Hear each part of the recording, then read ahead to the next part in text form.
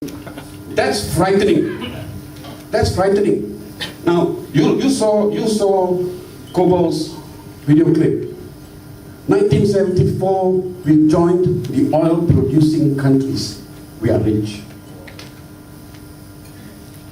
I'm told that at least 2 to 3 trillion ringgit has passed from Petronas into the hands of the government.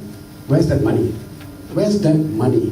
Why do we have anak-anak bangsa Malaysia living in this sort of abject poverty? And please, bro, it's not just the Dayak.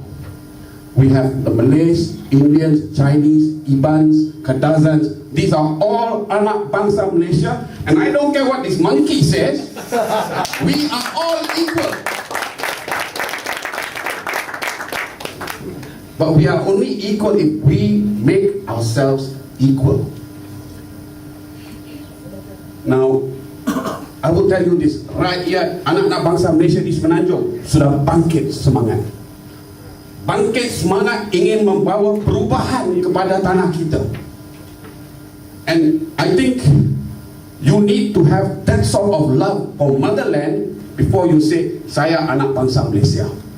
You need to take ownership of the institutions that our forefathers put in place for us, that we have neglected. Because let's be honest, the decision in the Zamri Niza case, why did that happen? Why did that happen? Because in 1988, when Mahathir moved to sack Tun Saleh, we all looked the other side. Tak nak ambil tahu. Sikap tak nak ambil tahu has been the mentality of Malaysians for so long. It doesn't affect us. Lim Kit Siang gets taken into Kamunting, or Datuk Jeffrey Kilingan is taken into Kamunting, bukan kita punya hak, bukan saudara kita. Jadi kita tak rasa. We don't care. We don't care. Until it impacts one of our own. Well, look, to me, you are one of mine. You are my anak bangsa Malaysia, my fellow anak bangsa Malaysia. And what happens to you matters to me. If we cannot begin to inculcate this, and I am beginning to see this in Semenanjung. Rakyat sudah bangkit. Rakyat sudah bosan dengan rasuah, bocor. Where has the money gone? We don't need it for. I need a comfortable life. But there's so many nations that are marginalized. The education. Look at what Singapore offers their citizens in terms of higher education opportunities, and they haven't got half the resources that we have. We offer rubbish to our educational institutions. Sorry, you young people here, but that's the truth. The institutions could give you so much more in terms of quality education. Now, 2008, the 12 general elections, 50% of the 8 million who voted for change. They voted to reject communal politics. No more communal politics. We want a government that merits being there, that is not there because they have successfully divided us, so that the Malays distrust the Chinese distrust the Malays, the Indians sit on the fence because they got nowhere to go. All right? And the people in Sabah and Sarawak, you only make up the numbers as and when a certain elite force thinks you are relevant for their consideration. We said no more. 50% said no more.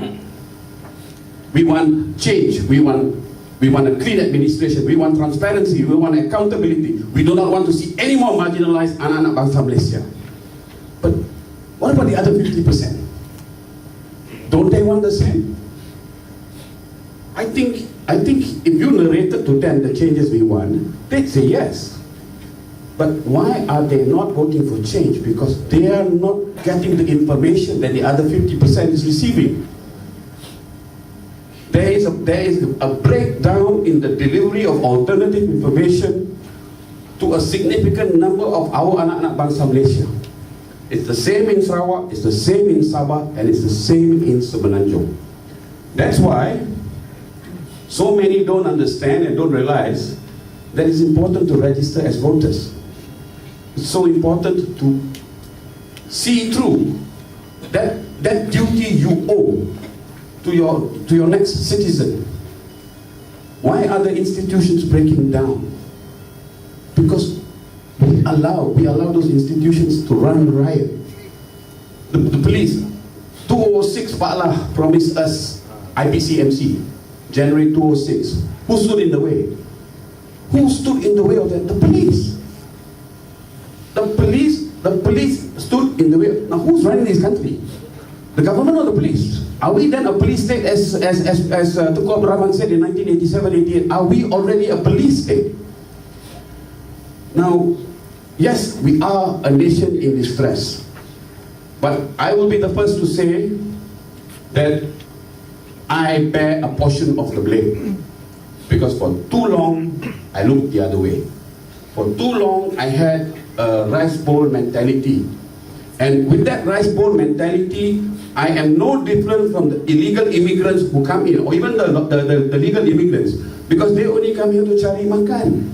And if we treat Malaysia as a place to cari makan, we have no business saying we are citizens of this country. So I think first we need to change. And we need to be ready to take ownership and responsibility for the state it is in, and to collectively think of how we can move forward. I can only offer you two. We need to get the 5 million unregistered voters registered. And number two, we need to get the alternative information, like what you see Gopal put here, about what's happening to the Dayaks, but what else is happening in Semenanjung. You don't want to see that race-based politics find its way into Sarawak. You've got to make sure that they do not export it here. We are having a nightmare there, having to deal with that. All right, so yes, we are a nation in distress. Where did we go wrong? In my honest opinion, we neglected our responsibility to take ownership. Now, I'm hoping and I'm quite sure that the next panel of speakers will try to share with you how we can start to put things right. I leave you with that. Thank you.